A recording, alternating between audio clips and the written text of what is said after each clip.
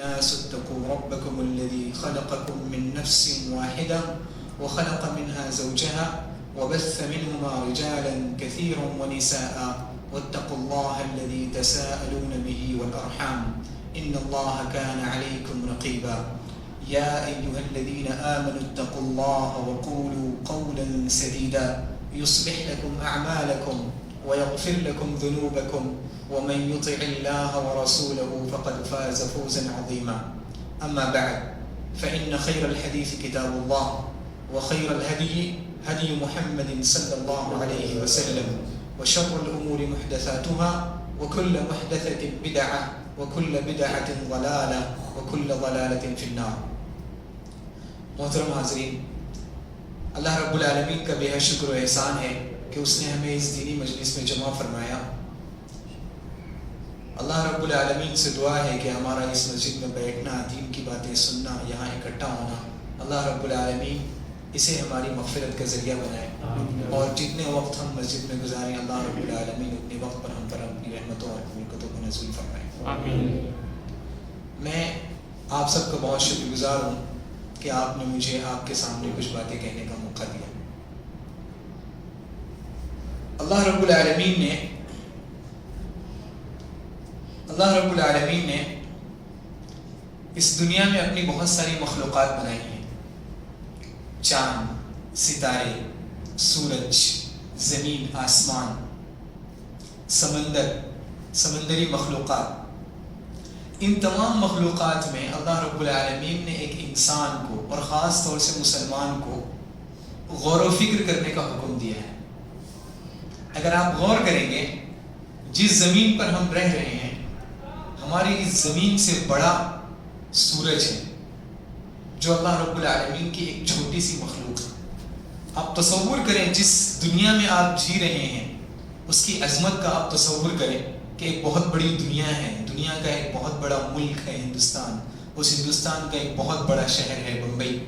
بمبئی کا ایک بہت چھوٹا سا علاقہ ہے جو بشری، اس میں ایک چھوٹی سی مسجد میں آپ بیٹھے ہوئے ہیں. یہ دنیا ہے. اس سے بڑی مخلوق اللہ رب العالمین کی سورج ہے جس کا تصور، جس کی عظمت ہمارے ذہنوں میں نہیں آ سکتی. تو ہم اللہ رب العالمین کی جو مخلوق ہیں بڑی کمزور مخلوق ہیں. ہمارا اللہ جس کی عبادت کرنے کا ہمیں حکم دیا گیا ہے، اللہ رب العالمین بہت عظیم ہے.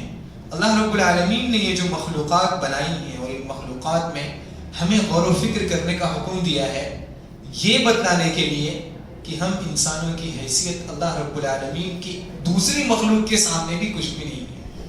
اللہ رب العالمین بہت عظیم ہے. اللہ رب العالمین کا یہ رحم و کرم ہے کہ اس نے اللہ رب العالمین کی دوسری مخلوقات میں سے چن کر ہمیں اسلام کی نعمت سے نوازا.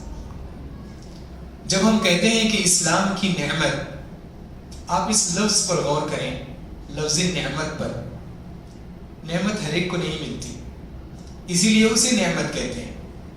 اللہ رب العالمین اللہ کے نبی صلی اللہ علیہ وسلم کے خونی رشتہ دار، اللہ کے نبی صلی اللہ علیہ وسلم کے بزرگ رشتہ دار، اللہ کے نبی صلی اللہ علیہ وسلم کے علاقے والے، خاندان والے، آپ کے ملک والے، ایسے بہت سارے لوگ تھے جنہیں اسلام کی دولت نصیب نہیں ہوئی.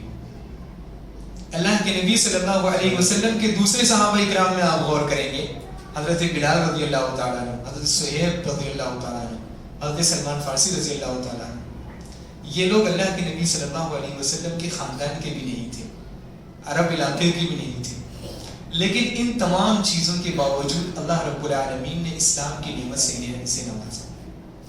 اللہ رب العالمین نے جو اسلام ہم کو نوازا ہے، اس اسلام کا تقاضا یہ ہے کہ ہم اللہ رب العالمین کی مخلوقات میں غور کریں اور اسے دیکھ کر اللہ رب العالمین کی عظمت کا احساس کریں اور اپنے آپ پر غور کریں، اپنے کردار کو سنوارنے پر غور کریں.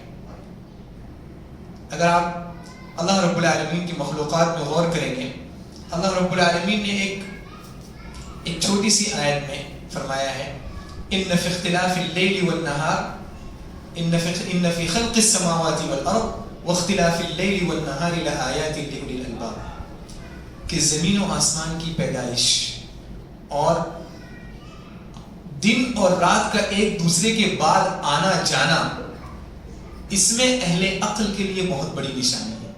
تو اللہ رب العالمین نے اپنی مخلوقات کا جو تذکرہ کیا ہے، کئی مخلوقات کا جو تذکرہ کیا ہے، یہ بتانے کے لیے کہ ہم انسان اللہ رب العالمین کی عظمت کا احساس کریں اور اس اللہ رب العالمین کو پہچانیں جو حقیقت میں ہمارا خالق ہے، جو حقیقت میں ہمارا رازق ہے، جس کے ہاتھ میں زندگی اور موت ہے، جو حقیقت میں کائنات کا بادشاہ ہے۔ اور یہیں سے آپ غور کریں گے کہ اللہ رب العالمین کے لیے بہت بے حد شکر و احسان ہے کہ اس نے آپ کو مسلمان بنایا، اس نے آپ کو اسلام جیسی نعمت سے نوازا۔ آپ اپنے آس پاس غور کریں، اس دنیا میں بہت بڑے صاحب حیثیت لوگ موجود ہیں، بہت اعلیٰ دماغ موجود ہیں، زمینوں کی گہرائی چھاننے والے، آسمانوں کی گہرائی چھاننے والے، فضاؤں پر تحقیق کرنے والے، انسانی جسم میں تحقیق کرنے والے، عجیب عجیب طرح کے لوگ موجود ہیں جو دنیا کی حیثیت میں بھی ہم سے زیادہ ہیں، دنیا کا مقام و مرتبہ بھی ان سے زیادہ، ہم سے زیادہ ہے، لیکن اللہ رب العالمین نے انہیں اسلام سے نہیں نوازا۔ اللہ رب العالمین جسے اسلام سے نوازتے ہیں، اللہ رب العالمین حقیقت میں، آپ غور کریں اس سوال پر کہ اللہ رب العالمین کے سامنے آپ نے کون سی چیز ایسی پیش کی اللہ رب العالمین کی بارگاہ میں کہ اللہ رب العالمین نے آپ کو اسلام سے نوازا۔ آپ سے زیادہ باحیثیت لوگ دنیا میں بہت سارے ہیں، لیکن اللہ رب العالمین نے انہیں اسلام سے نہیں نوازا۔ اللہ رب العالمین نے آپ کو کیوں نوازا، اس پر آپ غور کریں۔ ایسی کون سی خاص بات ہے آپ میں کہ اللہ رب العالمین نے آپ کو اسلام سے نواز دیا اور دوسروں کو اس سے محروم رکھا؟ اگر آپ غور کریں گے، اللہ رب العالمین جسے بھی اسلام سے نوازتے ہیں اسے دنیا میں دو انعامات دینا چاہتے ہیں۔ پہلا انعام یہ ہے، اللہ رب العالمین اسے عزت دینا چاہتے ہیں۔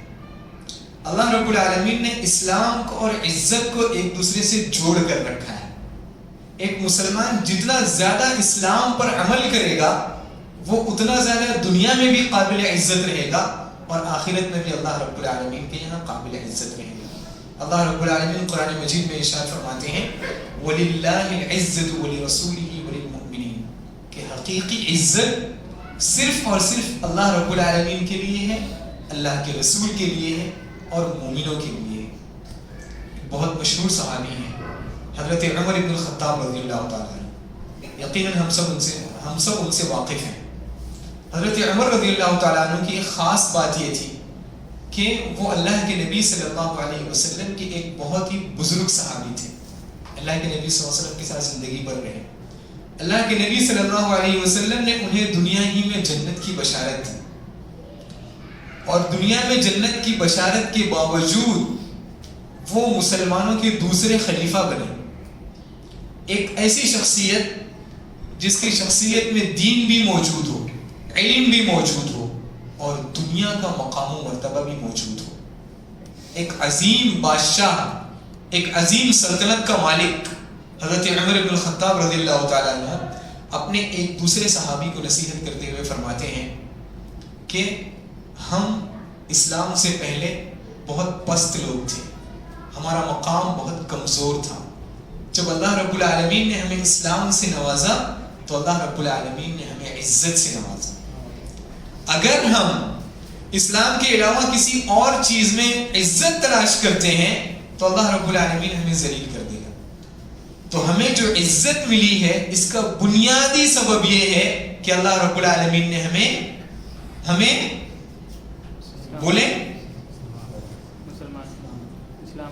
ہمیں اسلام سے نوازا ہے۔ میں جب آپ سے کوئی سوال کروں بیچ بیچ میں تو آپ سے گزارش ہے کہ آپ جواب دیں۔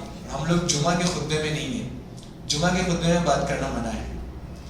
تو یہ پہلا سبب ہے کہ اللہ رب العالمین نے آپ کو اسلام سے کیوں نوازا ہے۔ اللہ رب العالمین آپ کو عزت دینا چاہتے ہیں، اب یہ آپ کے ہاتھ میں ہے۔ آپ اگر اسلام پر عمل کریں گے تو وہ عزت ملے گی، اور آپ اسلام پر عمل نہیں کریں گے تو وہی حالت ہوگی جو آج ہم سب کے سامنے ہے، ہم سب کی۔ دوسری بہت بڑی وجہ اللہ رب العالمین نے آپ کو اسلام سے کیوں نوازا ہے۔ اللہ رب العالمین آپ کو اس دنیا میں سر بلند کرنا چاہتے ہیں، آپ کا مقام بلند کرنا چاہتے ہیں۔ اور آپ دیکھ لیں کہ دنیا میں جتنی قومیں موجود ہیں ان تمام کے درمیان اہل اسلام کا کیا مقام ہے، زندگی گزارنے کا جو سلیقہ، رہن سہن کا، اٹھنے بیٹھنے کا، کھانے پینے کا، سونے جاگنے کا، یہاں تک کہ حمام میں جانے کا جو سلیقہ اللہ رب العالمین نے مسلمانوں کو نوازا ہے، یہ اللہ رب العالمین نے دوسروں کو نہیں نوازا۔ تو اسلام کے ذریعے اللہ رب العالمین آپ کو نہ صرف دنیا میں بلکہ آخرت میں بھی ایک اونچا مقام دینا چاہتے ہیں، لیکن اس کے لیے شرط کیا ہے؟ شرط یہ ہے کہ جب آپ نہ صرف اسلام کو قبول کریں بلکہ اسلام کی جو بھی تعلیمات ہیں اس پر آپ عمل کر کے اپنے آپ کو سچا مسلمان ثابت کریں، جسے ہم مومن کہتے ہیں۔ اللہ رب العالمین قرآن مجید میں ارشاد فرماتے ہیں وَأَنْتُمُ الْأَعْلَوْنَ إِن كُنتُم مُؤْمِنِينَ، کہ حقیقت میں تم ہی سر بلند رہو گے اگر تم حقیقی معنوں میں مومن ہو۔ یہ چند باتیں میں نے آپ سے اسلام کی عظمت اور ہم میں سے ہر شخص، چاہے وہ جوان ہو، چاہے وہ بوڑھا ہو، چاہے وہ مرد ہو، چاہے وہ عورت ہو، میں نے اس لیے ذکر کی تاکہ ہم سب اپنی زندگی پر غور کریں، تھوڑی دیر کے لیے سوچیں کہ کیا ہمیں یقین ہے کہ اسلام میں عزت ہے؟ اگر ہمیں یہ یقین ہے تو یہ بہت اچھا یقین ہے، یہ بہت خوشگوار احساس ہے۔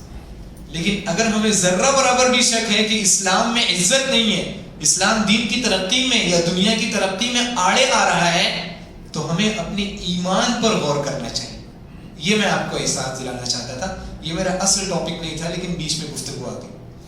ہمارا اصل ٹاپک یہ ہے کہ اللہ رب العالمین نے اس دنیا میں بہت ساری مخلوقات بنائی ہیں، ان مخلوقات میں ہمیں غور و فکر کرنے کا حکم دیا ہے۔ تو اللہ رب العالمین کی ایک چھوٹی سی مخلوق ہے جو دکھنے میں بہت چھوٹی ہے لیکن اس کے کام بہت بڑے بڑے ہیں، وہ بہت عظیم مخلوق ہے، دکھنے میں بہت چھوٹی ہے، اسے ہم شہد کی مکھی کہتے ہیں۔ شاید ہم میں سے ہر شخص شہد کی مکھی کو جانتا ہوگا۔ اللہ رب العالمین نے اس مخلوق کی اتنی اہمیت ہے، چھوٹی سی شہد کی مکھی، اس مخلوق کی اتنی اہمیت ہے کہ اللہ رب العالمین نے قرآن مجید میں اس کی اہمیت کو بتانے کے لیے ایک پوری سورت نازل کی ہے، اس کو سورۃ النحل کہتے ہیں، 14ویں پارے میں وہ سورت ہے، اور آپ پڑھیں گے تو اس میں اللہ رب العالمین کی بہت ساری مخلوقات کا تذکرہ ہے، گدھے کا، سمندر کا، بہت ساری مخلوقات کا۔ ان تمام مخلوقات کو ذکر کر کے اللہ رب العالمین ایک مسلمان کو کچھ نصیحت کرنا چاہتے ہیں۔ میں اگر ہر مخلوق اور اس سے مسلمان کو حاصل ہونے والی نصیحت کا تذکرہ کروں تو اس کے لیے بہت لمبا وقت چاہیے، لیکن میں اپنی گفتگو صرف شہد کی مکھی تک محدود رکھوں گا۔ اللہ رب العالمین قرآن مجید میں ارشاد فرماتے ہیں، بورڈ نہیں ہے،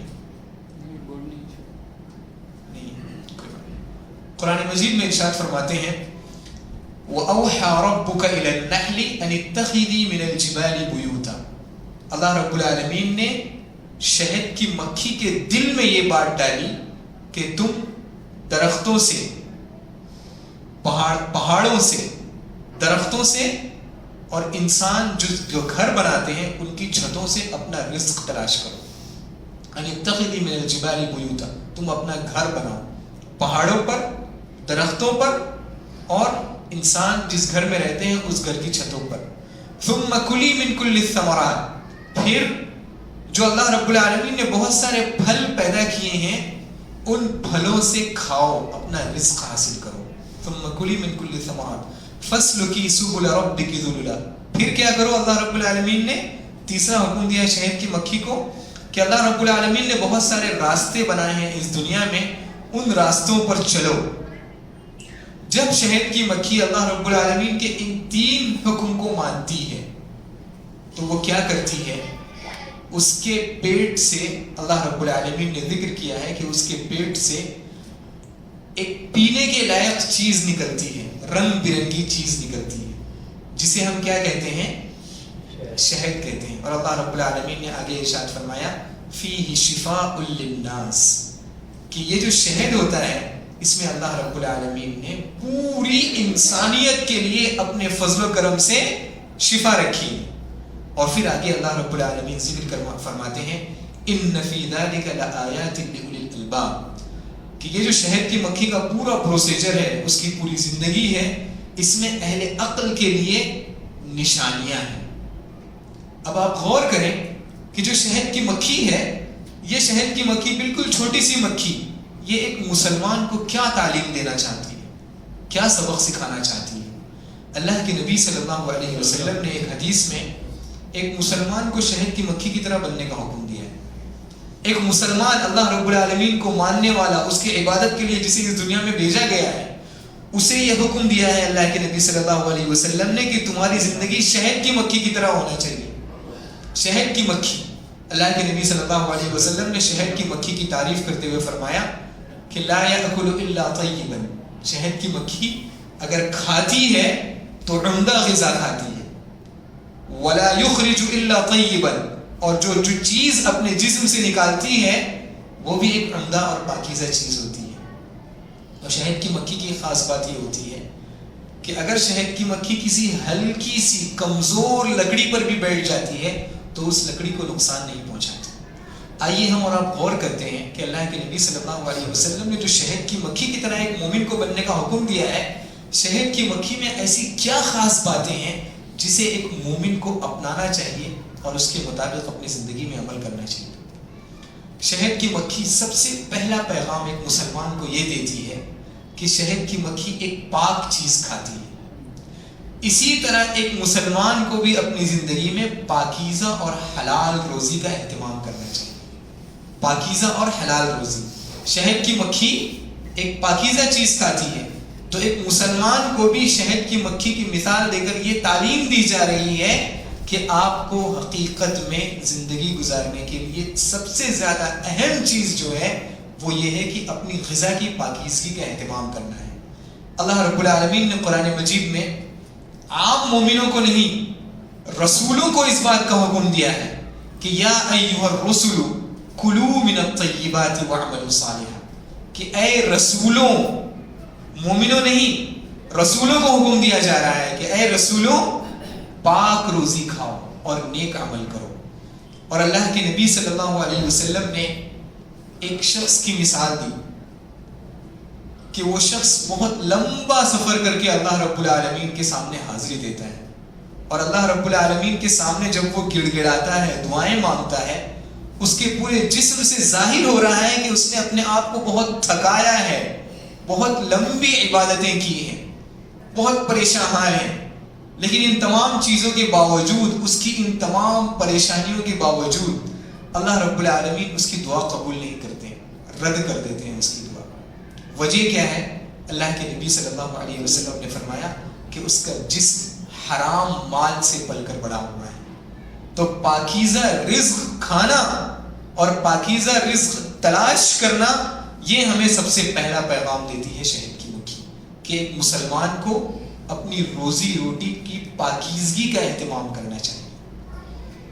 شہد کی مکھی کو اللہ رب العالمین نے حکم دیا کہ تم اللہ رب العالمین کے بتائے ہوئے ایک متعین راستوں پر چلو۔ شہد کی مکھی جو اپنے چھتے سے نکلتی ہے تو وہ ادھر ادھر نہیں بھٹکتی، وہ ایک خاص راستے پر جاتی ہے اور خاص راستے سے ہو کر واپس آتی ہے۔ اس میں ایک مسلمان کو یہ پیغام دیا جا رہا ہے کہ آپ شہد کی مکھی کی طرح اگرچہ آپ پاکیزہ رزق حاصل کر رہے ہیں، لیکن اسے حاصل کرنے کے لیے جو وسیلے یا جو اسباب آپ استعمال کر رہے ہیں، وہ اسباب بھی جائز استعمال ہونا چاہیے، جائز ذرائع سے وہ حلال روزی حاصل ہو۔ تو اللہ کے نبی صلی اللہ علیہ وسلم نے جو ہمیں پاکیزہ غذا کا حکم دیا ہے، وہ صرف یہی نہیں کہ ہم حلال روزی کھائیں، حلال طریقے سے گوشت ذبح ہوا ہو، صرف یہ کافی نہیں ہے، بلکہ جس وسیلے سے، جس طریقے سے وہ دولت ہم کما رہے ہیں، وہ دولت ہم نے جھوٹ بول کر حاصل نہ کی ہو، وہ دولت ہمیں سود سے حاصل نہ ہوئی ہو، وہ دولت کسی کو دھوکہ دے کر حاصل نہ ہوئی ہو، اور جو دولت ہم کھا رہے ہیں، جو غذا ہم کھا رہے ہیں، وہ غذا بھی صاف ستھری ہونی چاہیے۔ یہ پہلا سبق دیتی ہے ہمیں شہد کی مکھی۔ شہد کی مکھی ہمیں ایک دوسرا بہت اہم سبق دیتی ہے، وہ یہ ہے کہ شہد کی مکھی جب کسی جگہ پر بیٹھتی ہے تو اس جگہ کو نقصان نہیں پہنچاتی۔ شہد کی مکھی جس سوسائٹی میں رہتی ہے، اس سوسائٹی کو نقصان نہیں پہنچاتی۔ ایک مومن کو یہ حکم دیا جا رہا ہے کہ آپ اگرچہ اپنے رزق کی پاکیزگی کا اہتمام کر لیں، آپ بھلے سے حلال روزی کھائیں، لیکن آپ کی ایمانی شخصیت اس وقت تک مکمل نہیں ہو سکتی جب تک آپ کی ذات سے اگر کسی کو تکلیف پہنچ رہی ہو تو آپ کی ایمانی شخصیت مکمل نہیں ہو سکتی۔ اللہ کے نبی صلی اللہ علیہ وسلم کی زندگی میں آپ غور کریں، اللہ کے نبی صلی اللہ علیہ وسلم نے ایک اچھے اور حقیقی مومن کی ایک نشانی بتائی ہے۔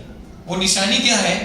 وہ نشانی یہ ہے کہ المسلم من سلم المسلمون من لسانه ویدہ، کہ حقیقی معنوں میں مومن وہ ہے جس کی زبان سے اور جس کے ہاتھوں سے ایک مسلمان اس کی تکلیفوں سے دور رہے۔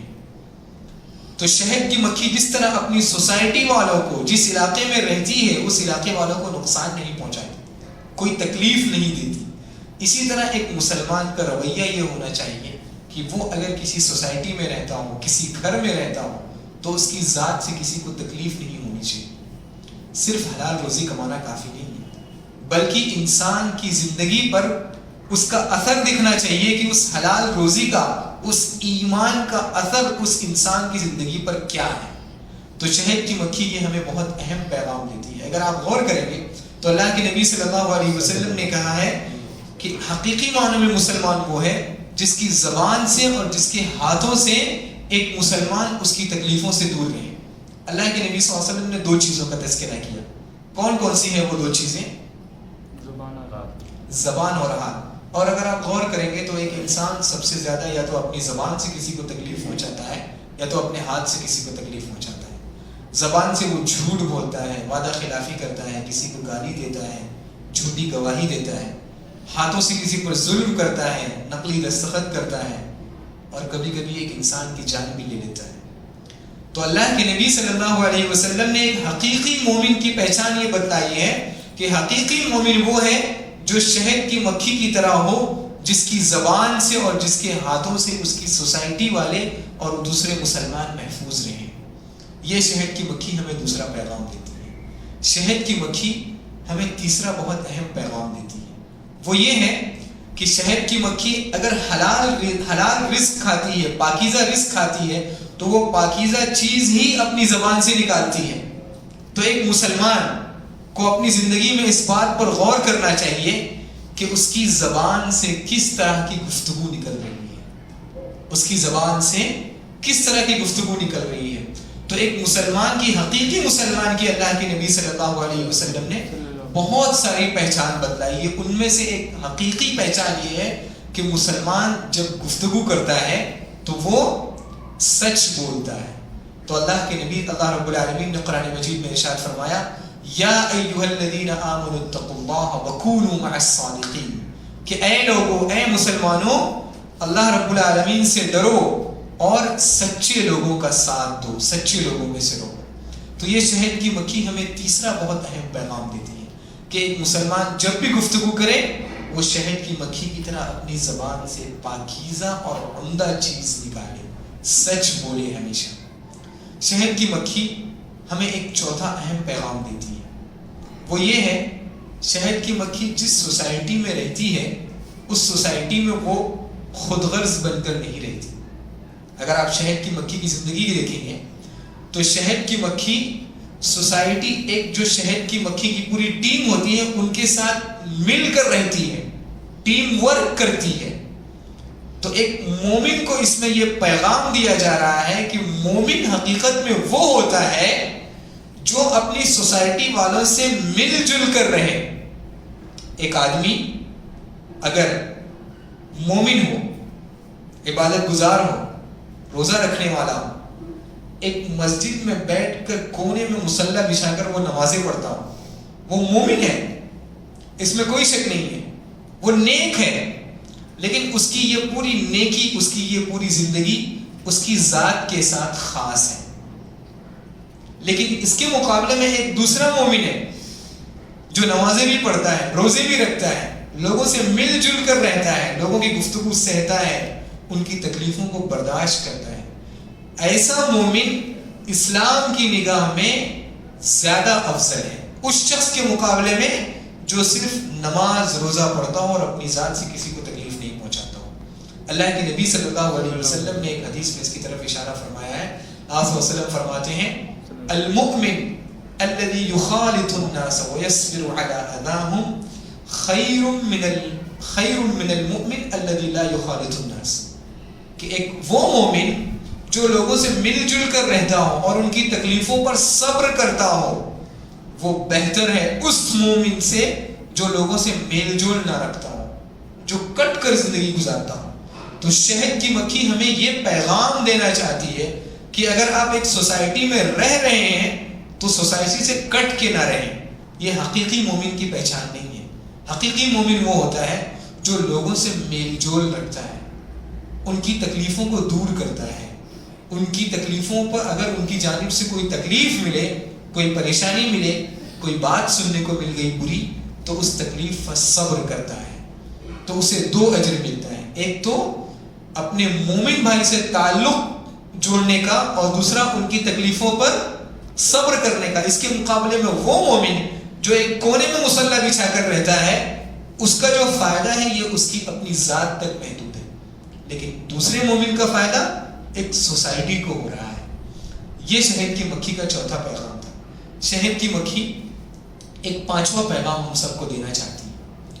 وہ یہ ہے, اگر آپ غور کریں گے تو شہد کی مکھی اکیلے شہد نہیں نکالتی, وہ ایک پوری ٹیم کے ساتھ شہد نکالتی ہے اور وہ شہد نکالنے میں ایک دوسرے کی مدد کرتی ہے. اکیلے شہد نہیں نکالتی بلکہ تمام مکھیاں مل کر ایک دوسرے کی مدد کرتی ہیں, تب جا کے ایک اچھی چیز ہمارے سامنے آتی ہے. شہد کی مکھی ایک مسلمان کو یہ پیغام دینا چاہتی ہے کہ حقیقی معنوں میں مسلمان وہ ہے جو صرف اپنی پاکیزہ رزق کا اہتمام نہیں کرتا ہے, جو صرف سچ بولنے کا اہتمام نہیں کرتا ہے, بلکہ حقیقی معنوں میں وہ اپنی سوسائٹی کے لیے فائدہ مند ہوتا ہے. وہ لوگوں کو فائدہ پہنچاتا ہے, ان کی تکلیفیں دور کرتا ہے, ضرورت کے وقت ان کی مدد کرتا ہے. اللہ کے نبی صلی اللہ علیہ وسلم نے ایک حدیث میں بہت صاف لفظوں میں ایسے مومن کی تعریف کی ہے. اللہ کے نبی صلی اللہ علیہ وسلم ارشاد فرماتے ہیں کہ احب الناس الی اللہ انفعهم للناس, کہ اللہ رب العالمین کے نزدیک سب سے پسندیدہ مسلمان وہ ہے جو ایک مومن کے لیے, لوگوں کے لیے سب سے زیادہ فائدہ مند ہو. اللہ کے نبی, اللہ رب العالمین کی نگاہ میں ایسا مسلمان بہت زیادہ محبوب ہے, بہت زیادہ فضیلت والا ہے جو اپنی مسلمان سوسائٹی کے لیے, اپنے مسلمان بھائیوں کے لیے فائدہ پہنچانے والا ہو. اور اللہ کے نبی صلی اللہ علیہ وسلم نے آگے ذکر کیا کہ میں ایک مسلمان کی تکلیف دور کرنے کے لیے اپنا وقت دوں, یہ میرے لیے زیادہ بہتر ہے اس چیز سے کہ میں مسجد نبوی میں 1 مہینے کا اعتکاف کروں. ایک مسلمان کی تکلیف کو دور کرنا, اس کی پریشانی میں اس کی مدد کرنا, اس کے لیے بھاگم دوڑ کرنا, اس میں جو وقت اللہ کے نبی صلی اللہ علیہ وسلم فرما رہے ہیں کہ اس میں جو میرا وقت لگ رہا ہے یہ افضل ہے اس وقت سے جو میرا وقت مسجد نبوی میں 1 مہینہ اعتکاف میں لگے.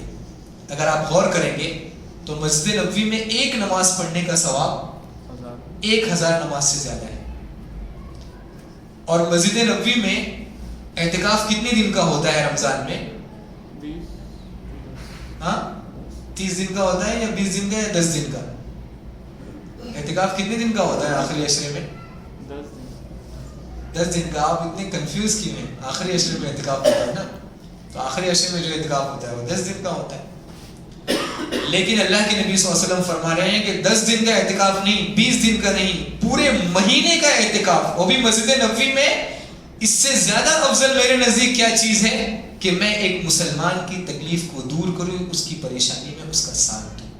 تو یہ شہد کی مکھی ہمیں 5واں بہت اہم سبق سکھاتی ہے کہ ہمیں ایک مسلمان کی تکلیف کو دور کرنے کے لیے, ایک مسلمان کا ساتھ نبھانے کے لیے اپنا وقت دینا چاہیے. اور اگر آپ غور کریں گے اللہ کے نبی صلی اللہ علیہ وسلم کی زندگی میں, اللہ کے نبی صلی اللہ علیہ وسلم نے نہ صرف اسے لفظوں میں بیان کیا ہے بلکہ اللہ کے نبی صلی اللہ علیہ وسلم نے پریکٹیکل اپنے کردار سے ایک قائد کو, ایک مومن کو حقیقی معنوں میں اپنی سوسائٹی کے لیے کتنا فائدہ مند ہونا چاہیے, اللہ کے نبی صلی اللہ علیہ وسلم نے اسے کر کے دکھایا ہے. آپ غور کریں، جب اللہ کے نبی صلی اللہ علیہ وسلم مکہ چھوڑ کر مدینہ تشریف لائے تو سب سے پہلے اللہ کے نبی صلی اللہ علیہ وسلم نے ایک مسجد کی بنیاد رکھی، جسے ہم اور آپ کون سی مسجد کے نام سے یاد کرتے ہیں؟ مسجد قباء۔ سب سے پہلے اللہ کے نبی صلی اللہ علیہ وسلم نے مسجد قباء کی بنیاد رکھی، جو اسلام کی تاریخ کی سب سے پہلی مسجد ہے۔ جب آپ مسجد قباء کی بنیاد رکھ رہے تھے تو آپ صلی اللہ علیہ وسلم خود اینٹیں اٹھا رہے تھے۔ ایک صحابی نے اللہ کے نبی صلی اللہ علیہ وسلم کو دیکھ کر فرمایا کہ اے اللہ کے نبی صلی اللہ علیہ وسلم، میرے ماں باپ آپ پر قربان، یہ اینٹیں مجھے دے دیجیے۔ آپ صلی اللہ علیہ وسلم نے فرمایا نہیں، جاؤ جا کر دوسری اینٹیں اٹھا لو۔ اللہ کے نبی صلی اللہ علیہ وسلم نے یہاں ایک حقیقی معنوں میں ایک قائد جو ہوتا ہے اس کا نمونہ پیش کیا۔ حقیقی معنوں میں قائد وہ ہوتا ہے جو صرف حکم نہیں دیتا، ایک جگہ بیٹھ نہیں جاتا، اپنی قوم کو حکم نہیں دیتا کہ جاؤ یہ کام کرو، یہ کام کرو، یہ کام کرو۔ حقیقی قائد وہ ہوتا ہے، حقیقی ذمہ دار وہ ہوتا ہے جو میدان میں اترتا ہے، میدان میں اتر کر اپنی قوم کے جیسا کام کرتا ہے، اپنی قوم کا ہاتھ بٹاتا ہے تاکہ اس کی قوم کو ایک حوصلہ ملے، اس کی قوم یہ سوچے کہ ہمارا جو قائد ہے یہ اپنے آپ کو بہت اعلیٰ اور ہم سے برتر نہیں سمجھتا۔ اللہ کے نبی صلی اللہ علیہ وسلم نے اس کو کر کے دکھایا۔ خندق کے موقع کو آپ یاد کریں، خندق کا موقع ہے، اللہ کے نبی صلی اللہ علیہ وسلم نے صحابہ کرام کو حکم دیا کہ ایک بہت بڑی زمین کھودنی ہے۔ صحابہ کرام نے زمین کھودنا شروع کی، ایک چٹان آ گئی جو صحابہ کرام سے ٹوٹ نہیں رہی تھی۔ صحابہ کرام نے اللہ کے نبی صلی اللہ علیہ وسلم سے عرض کیا کہ ایک چٹان آئی ہے، ایسی ایسی پریشانی ہے۔ اللہ کے نبی صلی اللہ علیہ وسلم نے کلاڑی اٹھائی اور اس چٹان کو 3 مرتبہ مارا اور وہ چٹان ریزہ ریزہ ہو گئی، پھٹ گئی، وہ چٹان ٹوٹ گئی۔ اللہ کے نبی صلی اللہ علیہ وسلم یہ کر سکتے تھے، کہہ سکتے تھے کہ 10 لوگ مل جائیں، 10 لوگ ایک ساتھ کلاڑی مارے، ہو سکتا ہے کہ یہ چٹان ٹوٹ جائے۔ آپ صلی اللہ علیہ وسلم نے ایسا نہیں کیا۔ اللہ کے نبی صلی اللہ علیہ وسلم نے خود کلاڑی اٹھائی اور خود اس کلاڑی کو چٹان پر مارا۔ یہ ثبوت دیا کہ حقیقی معنی میں قائد وہ ہوتا ہے جو ضرورت کے وقت اپنی قوم کی مدد کرتا ہے، اور حقیقی معنی میں مسلمان وہ ہوتا ہے جو حقیقی معنی میں اپنی قوم کو اپنی ذات سے فائدہ پہنچاتا ہے۔ اللہ کے نبی صلی اللہ علیہ وسلم سے بڑا نیک اور کون ہو سکتا ہے اس دنیا میں؟ اللہ کے نبی صلی اللہ علیہ وسلم سے بڑا پاکیزہ رزق حلال کرنے والا، کھانے والا اس دنیا میں کون ہو سکتا ہے؟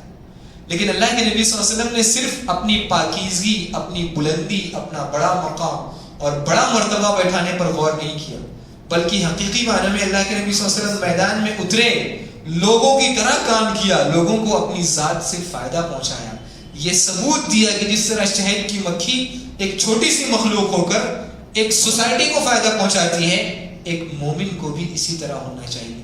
اس کا مقام اس کی سوسائٹی میں چاہے جیسا ہو، چاہے اس کا مقام چھوٹا ہو چاہے بڑا ہو۔ شہد کی مکھی ایک اور بہت اہم پیغام ہمیں دیتی ہے۔ شہد کی مکھی ہمیں عقیدہ سکھلاتی ہے۔ کیا سکھلاتی ہے؟ عقیدہ سکھلاتی ہے، ہمارا عقیدہ درست کرتی ہے۔ عقیدے کا ایک بہت اہم حصہ ہے جسے ہم عربی زبان میں کہتے ہیں توکل۔ توکل کا کیا مطلب ہے؟ کیا مطلب ہے توکل کا؟ اللہ رب العالمین پر بھروسہ کرنا، اللہ رب العالمین پر بھروسہ کرنا۔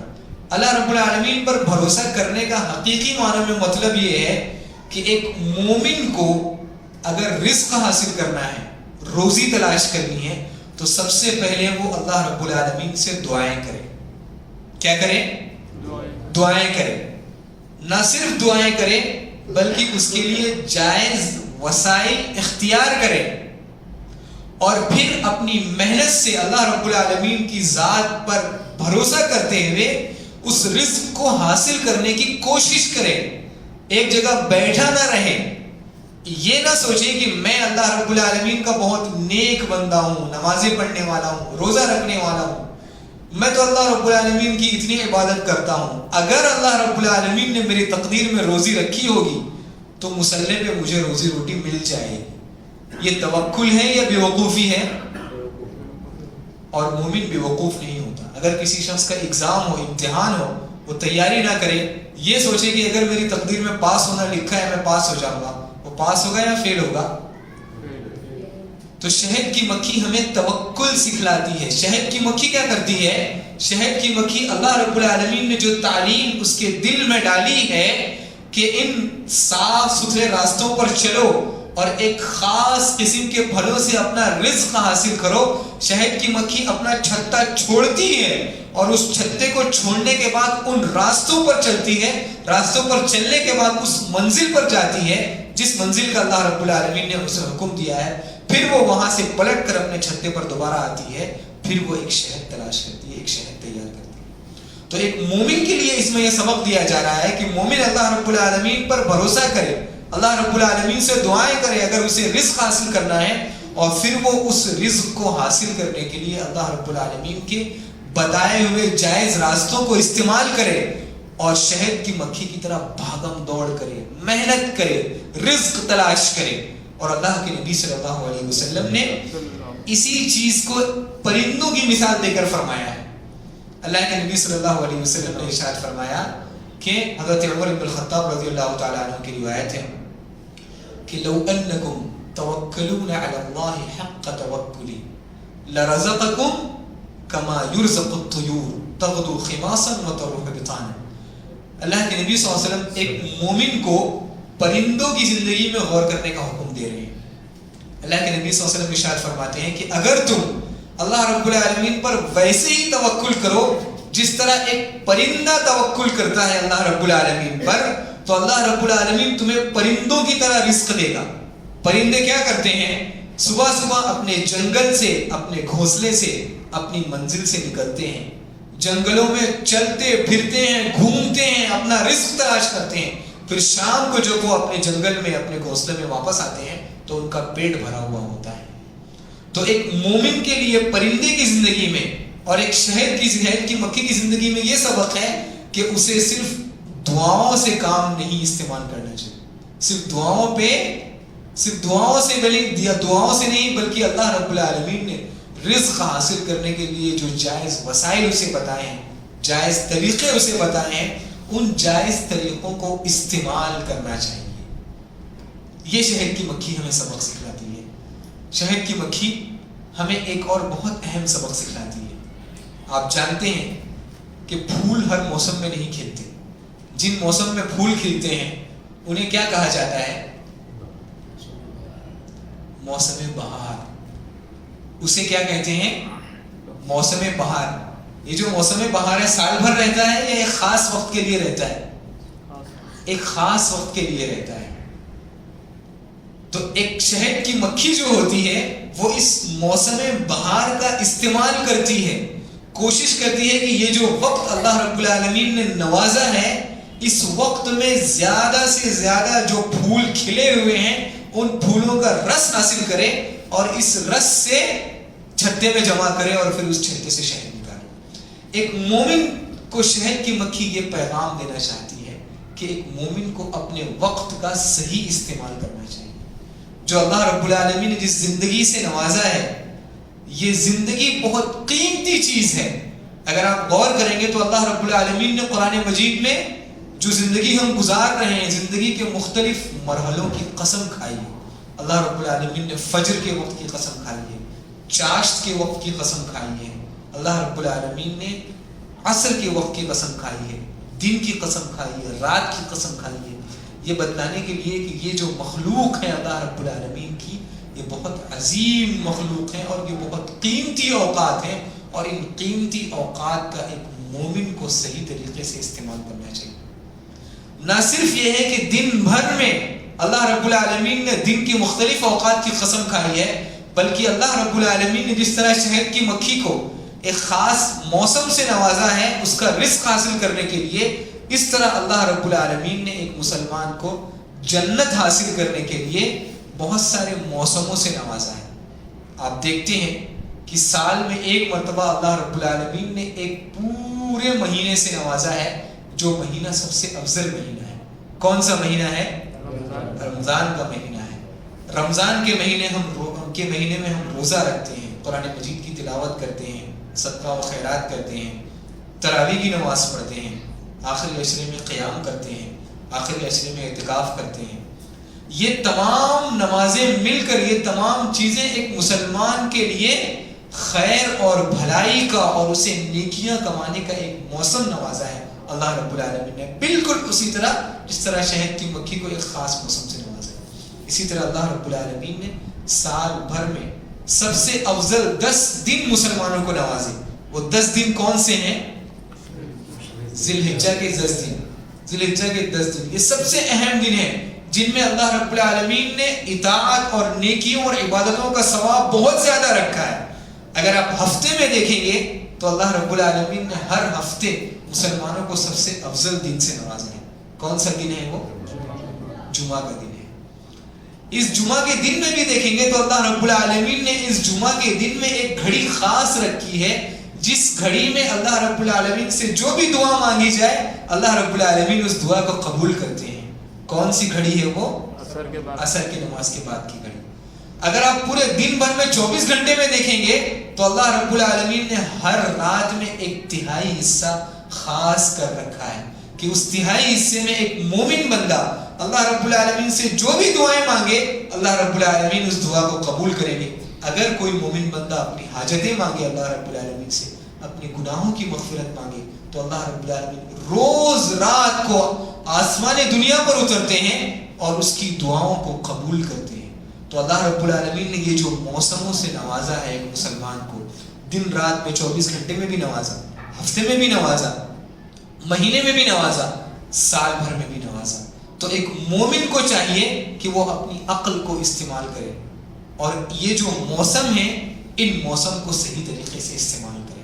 یہ شہد کی مکھی ہمیں بہت اہم پیغام دیتی ہے۔ شہد کی مکھی ایک اور ہمیں اہم پیغام دیتی ہے، وہ یہ ہے کہ شہد کی مکھی ہمیں ایک سسٹم سکھاتی ہے، ایک سسٹم کے اندر زندگی گزارنے کا سلیقہ سکھاتی ہے۔ اگر آپ شہد کی مکھی کا پورا چھتا دیکھیں تو شہد کی مکھی کی ایک رانی ہوتی ہے، اس رانی کے انڈر میں بہت ساری شہد کی مکھیاں ہوتی ہیں۔ وہ رانی حکم دیتی ہے شہد کی مکھیوں کو کہ تم جاؤ اور شہد کی مکھی کو نکال کے لاؤ، شہد نکال کے لاؤ، اور شہد کی مکھیوں کا ایک چوکیدار ہوتا ہے، وہ دوسری شہد کی مکھیوں کے چھتوں کو اندر نہیں آنے دیتا۔ اگر آپ شہد کی مکھی کو آپ غور کریں گے تو آپ کو بہت عجوبے ملیں گے شہد کی مکھی کو۔ اسی لیے اللہ رب العالمین نے شہد کی مکھی کی زندگی میں ایک مسلمان کو غور کرنے کا حکم دیا ہے۔ شہد کی مکھی، خلاصہ یہ ہے کہ شہد کی مکھی اپنی پوری زندگی جو گزارتی ہے وہ ایک سسٹم کے تحت زندگی گزارتی ہے، اور وہ سسٹم کیا ہے؟ وہ سسٹم وہی ہے جو اللہ رب العالمین نے اسے نوازا ہے۔ تو ایک مسلمان کو اللہ رب العالمین نے جس طرح ایک شہد کی مکھی کو اللہ رب العالمین نے ایک وحی سے نوازا ہے، ایک حکم سے نوازا ہے، اس حکم کو شہد کی مکھی فالو کرتی ہے، اس حکم کی پیروی کر کے شہد کی مکھی ایک شہد نکالتی ہے۔ اس طرح اللہ رب العالمین نے ایک مسلمان کو ایک وحی سے نوازا ہے۔ وہ وحی کیا ہے؟ کیا کون سی وحی ہے ہمارے پاس؟ اللہ رب العالمین نے ہمیں کس وحی سے نوازا ہے؟ ہمیں اللہ رب العالمین نے اسلام سے نوازا ہے، ہمیں اللہ رب العالمین نے قرآن سے نوازا ہے۔ ایک مومن کی زندگی جب تک اسلام سے جڑی ہوئی رہے گی، جب تک قرآن مجید سے جڑی ہوئی رہے گی، اس مومن کی زندگی سسٹم سے جڑی ہوئی رہے گی۔ ایک مومن کی زندگی جتنا زیادہ دین سے دور ہوتی جائے گی، اسلام سے دور ہوتی جائے گی، قرآن سے دور ہوتی جائے گی، تو اس کی زندگی سسٹم میں نہیں رہے گی، بے ضابطہ زندگی رہے گی، بے ترتیب زندگی رہے گی۔ آپ غور کریں، تھوڑی دیر کے لیے غور کریں آپ، امام صاحب جب نماز پڑھاتے ہیں، کھڑے ہوتے ہیں، اللہ اکبر کہتے ہیں، جتنے مقتدی نماز پڑھتے ہیں پیچھے، چاہے چھوٹا ہو، بڑا ہو، بوڑھا ہو، جوان ہو، مرد ہو، عورت ہو، سب ان کے ساتھ اللہ اکبر کہہ کر نماز میں جڑ جاتے ہیں۔ جیسا امام صاحب کرتے ہیں ویسا ہم سب کرتے ہیں۔ جب امام صاحب سلام پھیرتے ہیں تو کیا ہوتا ہے؟ مسجد میں افراتفری ہو جاتی ہے، ہر شخص نکلنے کے لیے جلدی کرتا ہے، ہر شخص کی زندگی الگ الگ ہو جاتی ہے، ہم سب بکھر جاتے ہیں۔ اسلام نے ہمیں جوڑ رکھا تھا، اسلام نے جس سسٹم کو ہمیں دیا تھا، جب تک ہم اس سسٹم میں تھے ہم جڑے ہوئے تھے، جیسے ہی ہم اس سسٹم کو چھوڑ دیتے ہیں تو ہماری زندگی میں ایک اختلاف آ جاتا ہے۔ اللہ رب العالمین ہمیں یہ سبق دینا چاہتے ہیں کہ یہ جو وحی، جو اسلام، جس قرآن سے اللہ رب العالمین نے ہمیں نوازا ہے، اگر ہم اس سسٹم سے جڑے ہوئے رہیں گے تو ہماری زندگی ایک نظم و ضبط میں رہے گی، ایک سسٹم میں رہے گی. اسلام کو چھوڑ کر، قرآن کو چھوڑ کر، اللہ رب العالمین کی وحی کو چھوڑ کر کبھی بھی ایک مسلمان کی زندگی ترتیب سے نہیں رہ سکتی. یہ ناممکن سی چیز ہے. اس کی چھوٹی سی مثال نماز ہے. تو شہد کی مکھی ہمیں ایک سسٹم سکھلاتی ہے کہ شہد کی مکھی جس طرح ایک سسٹم کو فالو کر کے، نظم و ضبط کو فالو کر کے ایک اچھی چیز دنیا کے سامنے پیش کرتی ہے، ہم جب تک اسلام کو فالو کر کے اسلام پر عمل نہیں کریں گے اس وقت تک ہم دنیا کے سامنے ایک اچھی چیز نہیں پیش کر سکتے. شہد کی مکھی ہمیں ایک اور بہت اچھا پیغام دیتی ہے. وہ یہ ہے کہ شہد کی مکھی ہمیں اپنے حاکم وقت کی، یا ہمیں اپنے امیر کی، یا ہمیں اپنی ذمہ دار کی تابع داری سکھلاتی ہے. آپ شہد کی مکھی کا پورا پروسیجر دیکھیں. ہر لمحے شہد کی مکھی اس حکم کو فالو کرتی ہے، اس حکم کو مانتی ہے جو اس کی رانی اسے حکم دیتی ہے. ایک مسلمان کو یہ پیغام دیا گیا ہے کہ وہ اپنی زندگی بے ضابطہ نہ گزارے، وہ اپنی زندگی کسی رہبر کی ماتحتی میں گزارے، اس قائد کی ماتحتی میں، اس قائد کے احکامات کی پیروی میں اپنی زندگی گزارے. اور یہاں سے ہمیں ایک قائد کی اہمیت کا پتہ چلتا ہے کہ ایک مسلمان کی زندگی اس وقت تک بے ترتیب رہے گی جب تک اسے حقیقی معنوں میں ایک اچھا قائد اور اچھا ذمہ دار اور اچھا لیڈر نہ ملے. آج جانتے ہیں آپ، ہم جس ملک میں رہ رہے ہیں، اس ملک کے مسلمانوں کی ایک بہت بڑی پریشانی یہ ہے کہ حقیقی معنوں میں ہمارے پاس کوئی قائد نہیں ہے، کوئی لیڈر نہیں ہے. ہماری تعداد بہت بڑی ہے لیکن حقیقی معنوں میں ہمارے پاس کوئی لیڈر نہیں ہے. تو شہد کی مکھی ہمیں یہ پیغام دینا چاہتی ہے کہ ایک مسلمان کو اگر اچھی زندگی گزارنی ہے، ایک باعزت زندگی گزارنی ہے، تو اس کے لیے ایک اچھے قائد کا ہونا بہت ضروری ہے. ایک آخری پیغام شہد کی مکھی کا میں اسے بتا کر اپنی بات کو ختم کرنا چاہتا ہوں. شہد کی مکھی کو اللہ رب العالمین نے ایک حکم دیا ہے کہ وہ مختلف پھلوں کا رس چوسے اور اللہ رب العالمین کے بتائے ہوئے راستے پر چلے. جب شہد کی مکھی اللہ رب العالمین کے اس بتائے ہوئے راستے پر چلتی ہے تو شہد کی مکھی اپنے جسم سے ایک پاکیزہ چیز نکالتی ہے. وہ پاکیزہ چیز اللہ رب العالمین کے فضل و کرم سے، اللہ رب العالمین کے حکم سے پوری انسانیت کے لیے شفا کا ذریعہ ہوتی ہے. اسی طرح ایک مومن کو اللہ رب العالمین نے اس دنیا میں جو بھیجا ہے وہ ایک خاص مقصد کے لیے بھیجا ہے. کیا مقصد ہے اللہ رب العالمین کا اس دنیا میں مومن کو بھیجنے کا؟ جی، عبادت. اللہ رب العالمین ارشاد فرماتے ہیں وَمَا خَلَقْتُ الْجِنَّ وَالْإِنسَ إِلَّا لِيَعْبُدُونِ، کہ ہم نے پورے جناتوں کو اور پورے انسانوں کو اس دنیا میں بھیجا. کیوں بھیجا؟ تاکہ وہ اللہ رب العالمین کی عبادت کریں. عبادت بھی کس طریقے سے کریں اللہ رب العالمین نے وہ بھی ہمیں بتایا ہے. کس طریقے پر ہم سے عبادت کرنی ہے. جس طرح شہد کی مکھی کو اللہ رب العالمین نے یہ بتایا ہے کہ تمہیں شہد تیار کرنا ہے تو اس کے لیے وسائل بھی بتایا، اس کے لیے طریقہ بھی بتایا. ایک مومن کو اللہ رب العالمین نے عبادت کا طریقہ بھی بتایا. عبادت کا طریقہ کیا ہے؟ وہ طریقہ جو اللہ کے نبی صلی اللہ علیہ وسلم نے ہمیں بتلایا ہے، وہ زندگی گزارنے کا سلیقہ جو اللہ رب العالمین نے ہمیں سکھلایا ہے، وہ طریقہ. اور اللہ کے نبی صلی اللہ علیہ وسلم نے اور اللہ رب العالمین نے قرآن مجید میں یہ جو عبادت کا جو نتیجہ ہوتا ہے، اس کا نتیجہ کیا ہے؟ اس کا نتیجہ جنت ہے جو اللہ رب العالمین نے ہمیں ہمارے لیے آخرت میں تیار کر رکھی ہے. جب ایک مومن اللہ رب العالمین کے بتائے ہوئے راستوں پر چلتا ہے، اللہ رب العالمین کی وحی کی اتباع کرتا ہے، اللہ رب العالمین کے احکامات کے تابع ہو کر اپنی زندگی گزارتا ہے، تو اس کے کردار سے ایک ایسی چیز نکلتی ہے جو پوری انسانیت کے لیے شفا کا ذریعہ ہوتا ہے. اس کا کردار پاکیزہ ہو جاتا ہے، وہ اپنے کردار میں ایک خاموش داعی بن جاتا ہے. اس کے کردار سے خوشبو آتی ہے، اس کے کردار سے اس کے معاشرے کو ایک روحانی غذا ملتی ہے، اس کا کردار خوشبودار بن جاتا ہے. پھر ایک غیر مسلم کو یہ دیکھنے کی ضرورت نہیں پڑتی کہ اسلام کیا کہتا ہے، اسلام کی کتابوں میں کیا چیز موجود ہے.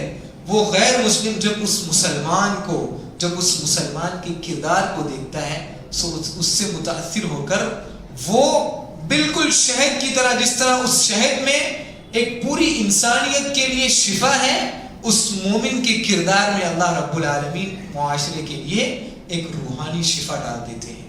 تو وہ مومن جو شہد کی مکھی کی طرح اللہ رب العالمین کی وحی کو، اللہ رب العالمین کی وحی کی اتباع کرتا ہے، اللہ رب العالمین کے احکامات کی فرما برداری کرتا ہے، اللہ رب العالمین اسے اپنے معاشرے کے لیے شفا کا ذریعہ بنا دیتے ہیں.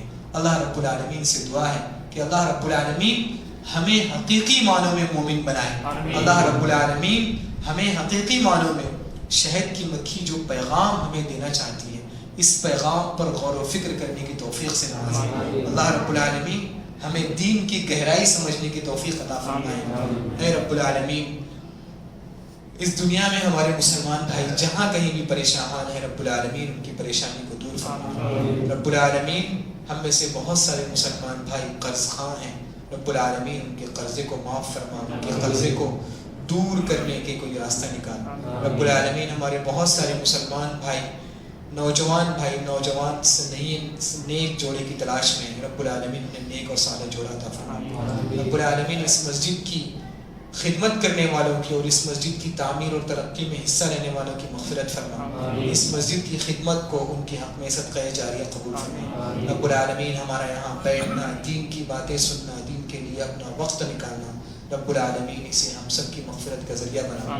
رب العالمین ہماری ان ٹوٹی پھوٹی باتوں کو قبول فرما، اور جو کچھ ہم نے کہا ہے، جو کچھ ہم نے سنا ہے، اس پر سب سے پہلے مجھے اور اس کے بعد تمام مسلمانوں کو عمل کرنے کی توفیق عطا فرما. آمین. تقبل یا رب العالمین. صلی اللہ وسلم علی نبی